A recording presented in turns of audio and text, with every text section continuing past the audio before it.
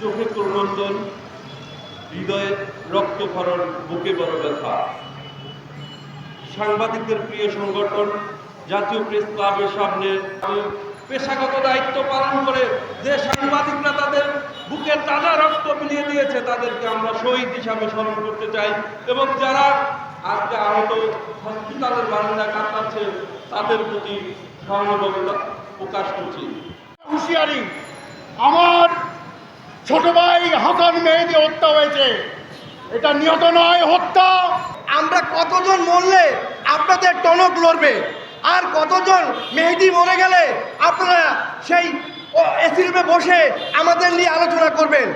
আর আপনারাই সরকারের সকল ভূমিকা নিয়ে সকল সুবিধা ভোগ করে আপনারা কি করেন, আমাদেরকে নিয়ে সমালোচনা করেন, কিন্তু আপনাদের কোনো নিউজে, আপনাদের কোনো কার্যক্রমে আমরা কখনো সরজমিনে দেখি না। আমরা সরজমিনে থাকি, আমরা আহত হই, আমরা নিহত হই, এবং আমাদের সেই আন্দোলনও আপনাদের সম্পৃক্ত দেখি না। আপনাদের কি ভুল হয়েছে? আপনাদের বস্তুনিষ্ঠ তথ্য দেশের কাছে এখনকার তুলে ধরার জন্য সাংবাদিকরা সবসময় অর্থপরিকর থাকে।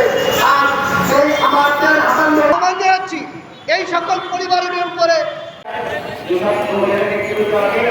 আমাদের মাহবুব ভাই তাদের সাথে সমন্বয় করে একটি সমন্বয় গঠন করে সারা দেশে এখানে যারা নিহত এবং আহত হয়েছে তখন সাংবাদিক সর্বশেষ ঘটনা আমরা তুলে ধরতে চাই, যথাযথ বিপদে চাই। আমরা আনুষ্ঠানিক চাহিদা আহ্বান করতে চাই।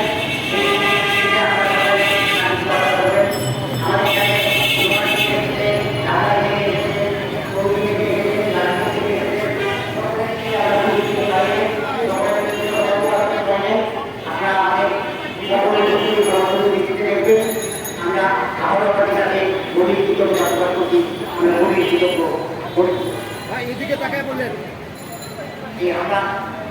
আমরা এখানে আজকে সভা এখানে